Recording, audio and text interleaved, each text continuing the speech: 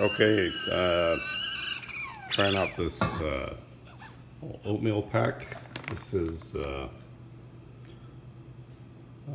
GF Harvest. I don't know what GF stands for. Girlfriend? My girlfriend harvested this. I don't have a girlfriend. So anyways, this is one of these self-serve packs. I'm a little skeptical though because it's not like foil, it's paper. So let's just see how we do. So you pop these in, and that forms the bag. Anyways, then you tear this open at the top here, and then you just pour the water in. I didn't show that because I had to put the phone down. This is not high-tech trekking channel here. This is trekking free of apparently tripods or things you can set your camera down with. I'm gonna have to work on that. So anyways, you just pour the water in here. That was actually really easy. Actually, you just kind of pop the thing and it flips open. It's already separated for you. So I'm just gonna pour the water in. I'm not testing this on the trail today because I'm just going on a little day hike, and but I did want to try this out, make sure it worked. So anyways, I'll do lunch on the trail with my stove, but the place I'm going to is actually kind of behind a neighborhood, and like I'm going to test out the gasifier stove, but I don't think I can do it on the trail itself. So I'm just going to have this before I get going. Looks like that's going to work really, really well. Actually, I was really skeptical, but that's pretty cool. Here's another look at it. I'm going to mix it up and eat it. Morning. Starting a little day hike today. I've got a water pack. I'll show you the gear I've brought with me, but this is actually in a neighborhood nearby. They've got a nice little nature trail set up here, and I'm gonna cook some lunch, see if I can get in. I really want to test this pack, see how long the water will last me. I think it'll go 10-12 miles without needing a refill. It's a 2.5 liter pack, but I also need to be able to cook some lunch with it. So much better trail today because it's really well maintained. But anyways, I'll check in with you a little later, let you know how the pack's going. It's definitely barreling pretty hard, so I'll do a full gear review on it when I get to my first stop. Trail closed when muddy.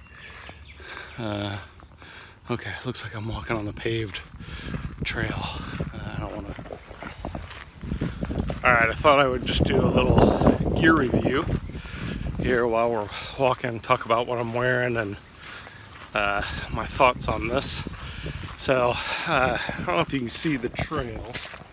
It's very tiny crushed granite because the regular trail is closed, which is actually just right in there. It's kind of right on the other side of this forest, which is where I'd like to be hiking.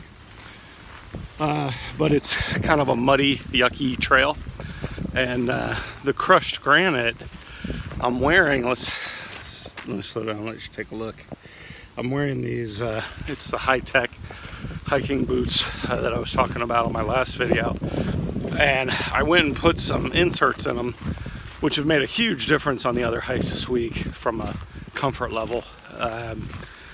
But this little crushed granite somehow is getting in the tops of the boots and has worked its way down into the boots. And I'm just predicting that, 6-7 hours of walking in this is those little bitty pieces of granite are going to become like sandpaper in my little toesies. So I don't know what to do about that. I think one of the solutions people have talked about is gaiters, which are, I don't know, basically leg warmers. Like, I don't look silly enough already on a neighborhood hiking trail, with this hat and little thing. Now I'm gonna wear some kind of leg warmer looking thing over my shoes to keep the granite out. I don't know if I'm gonna do that. We'll see. But thinking about it, so the hat, same hat I was wearing last week. It's really like this. I think this is going to be a permanent addition to the team. It's got a little mesh ring right here lets air flow through. This is really critical in Texas, where it's about just under 1 billion% humidity, slightly under. I'm not sure the exact measurement, but it's like living in my armpit. And trust me, if you live in my armpit, you want airflow through there. So the other thing I'm wearing today, which is new from last week, my whole life I've worn like cotton boxer briefs type things. After last week and the amount of sweating I did, I decided, you know, like going to sleep at night while traveling light and, you know, packing minimal pairs of underwear is going to be really disgusting, because my underwear, I was kind of observing it after I got back. It really didn't dry out for, I don't know, probably 5 hours. It was pretty gross. And when it did, you can imagine what the cotton did. Anyways, enough description there. So I've invested in, and I say invested because that's about the most I've ever spent on underwear. David Archie is the brand, and they're bamboo, weave, and some kind of, I don't know, moisture wicking magic underwear. They are working, I will say that. So I'll give you an update on that probably next time, but I can tell you right now, everything feels cool and dry. I've also got a shirt coming that I didn't get to try today. It'll actually arrive at my house today from Arctic Cool. And so this is just a regular cotton t-shirt. The Arctic Cool is moisture wicking, plus it's supposed to have this magic freeze feel that when it gets wet and the wind blows on it, it actually cools your body temperature. I'm a little skeptical, but you know, I'll give it an honest shot. These are all things that I'm buying. Nobody's sending them to me. If you want to, I'm happy to take them and review them for you. I've got a gasifier stove I'm going to try today, but that's what I'm wearing and what I'm rolling with on the hike. So far so good. The shoes, still not ideal. Definitely need to do something there, but for training, the heavy shoes are good. Ooh, the trail just looks like it got a lot more fun here. So we went down from this granite to an actual trail. I don't know how long this keeps going though. Nice, walking in the woods actually. So I'll update you again later.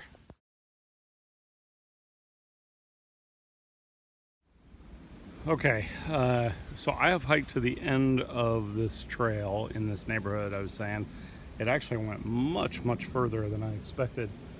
I actually think I got off the neighborhood trail about a mile back maybe, and I've been walking through just this, and it just kind of ran out. Like, it's kind of a trail, but I think it's more of people just walking through the woods have turned it into a trail. So anyways, I'm turning around and heading back. This was really, I just wanted to do kind of a big back and forth inside of this Nature Conservancy trail. And then at the end of the trail, which I think now is about 5 miles from where I'm at, I'll stop, get some lunch, review the gas stove, or the gasifier stove. All right, now we're getting into some actual wilderness trails, a little up and down. Little pallet bridge action. Love this. This is what I was hoping for. Good trail. Daddy likes. Hills, ups and downs. Love this. So much better than crushed granite through the woods. Are we there yet? Are we there yet? Are we there yet? All right, just a little journal update here. It was 1.5 miles from the sign back there over to where I'm gonna have lunch. And I used that as a distance check for what I walked this morning in the opposite direction and back. And it was about the same. Tough to say. The trail I walked on this morning actually was labeled as future trail. So it was just kind of in the woods and rough. But anyways, So using that as an approximation, I think I've done about 4 miles so far, which is really good because I'm here a little bit over an hour, and I think I've done about 4.2 miles by checking Google, you know, just dropping pins on Google, and by also checking the trail map. Now, you know, this trail is crazy open, like look at that, but half of it was what I was showing you in the woods and muddy and interesting. So, you know, I think I'm averaging about 3.6 miles an hour, which is really, really good. I don't think I can maintain that in a real trail, but probably 3 will be a good calculation for me while walking. And then I got to figure out how many hours a day I can walk. Okay, made it to the lunch area. It's, you know, it's not ideal for a hiking video, but I'm looking for places that I can stretch my legs, get some hikes in the Texas heat without it being this, you know, giant process. So I have hiked right at about, I think, 6 miles. I'm gonna stop and do a little lunch and show you what's in the bag. Let me start with the bag and unpack everything, and we'll get the stove set up. I want to try out the gasifier stove. The sticks are kind of suspect that I've found so far, but we'll see how we can do. Okay, this is the pack I've been carrying. It definitely barrels pretty hard. It's a small day pack meant to hold a bladder of water and a few other things. So I've got, you know, the off and one pack here. I brought trash from the oatmeal this morning. I want to see how that burns. As far as the meal process, that was amazing. But if it burns, that's total bonus points, especially if it burns cleanly. This pack was a pretty inexpensive pack on Amazon. I think about 30 bucks. Pretty much everything I get is off Amazon. The bladder inside is 2.5 liters. I had it filled this morning, and I will tell you that it's probably 2/3 empty now. So I think my estimates were pretty much on target. That's lunch, by the way. Testing this out. This would normally be a dinner meal on the trail for sure. I certainly won't probably eat all of that, but that's the bladder, and then inside is my cooking pot and stove. Let me get that set up and I'll show you that. Okay, here's the stove all set up. The reason I like this one is it has a big window to feed sticks in after you put the pot on top here. So you just lift it out. You just lift it out with the sticks, probably one-handed. Anyways, light it from the bottom, and then you know, once it gets going, you just drop it in this little sleeve, and theoretically the gasification starts. So let me try that. Okay, well, that lit right up, especially considering how wet everything is. The shielding worked great. Actually, I didn't have to lift it up at all. Just lit right from the bottom, so you can see how it gasifies. All right, not good progress here. Fire won't stay lit. Got it lit several times. Super windy here. The fuel's a little wet.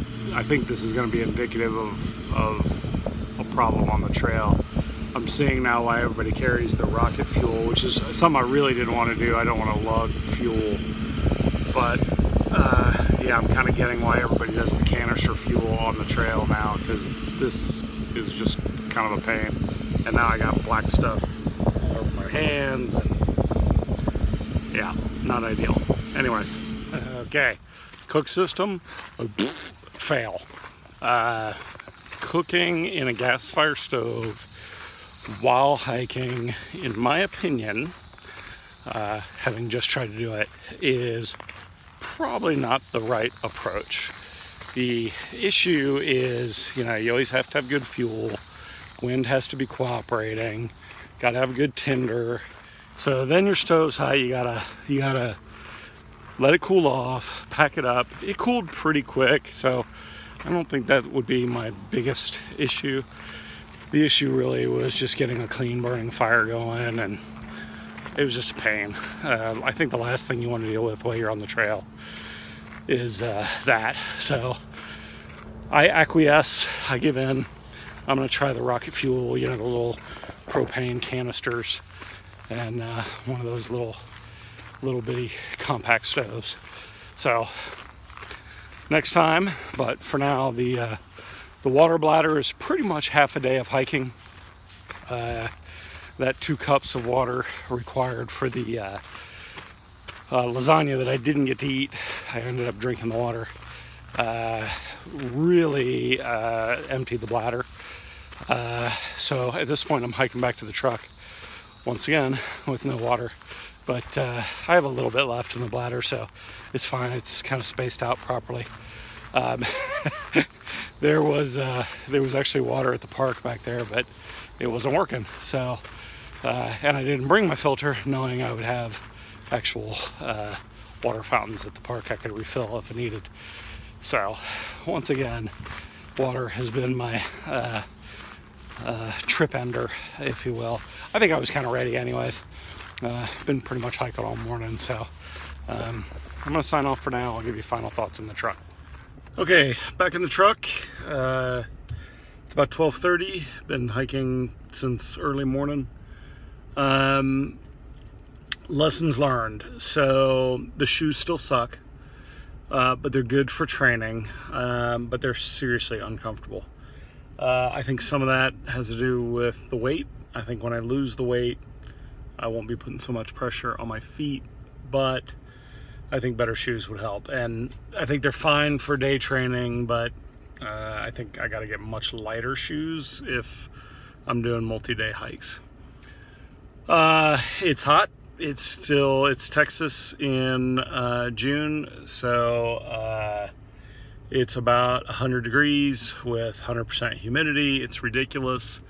I drank 2.5 liters of water today, and if I had to hike all day, that would have been not enough by half. So from the camping stove perspective, I think I've already discussed that. I think I just need to switch to rocket fuel on the long hikes. Still haven't tested out the sleep system. That's a hammock with a sleeping pad in it and a lightweight sleeping bag with the ability to add a wool liner. I'd like to test that actually in the cold at some point. That's not going to happen anytime soon around here. One observation I did have about this little day pack with the water carrier, it's lined, it's got a Mylar lined cavity for the water bladder, and I didn't think that would make much of a difference, but I was drinking from it all day and it stayed like room temperature. But when I took the bladder out of the liner to fill the cooking pot and then put it back in the liner, the next drink I took was a seriously 10 degrees warmer. So I didn't put ice in it this morning or anything, but just having it inside of that and not outside exposed to sunlight was a pretty tremendous difference. So I'm actually kind of anxious to try it with some ice in it and see how long it stays cool. Anyways, second hike on the journey, and we continue to learn.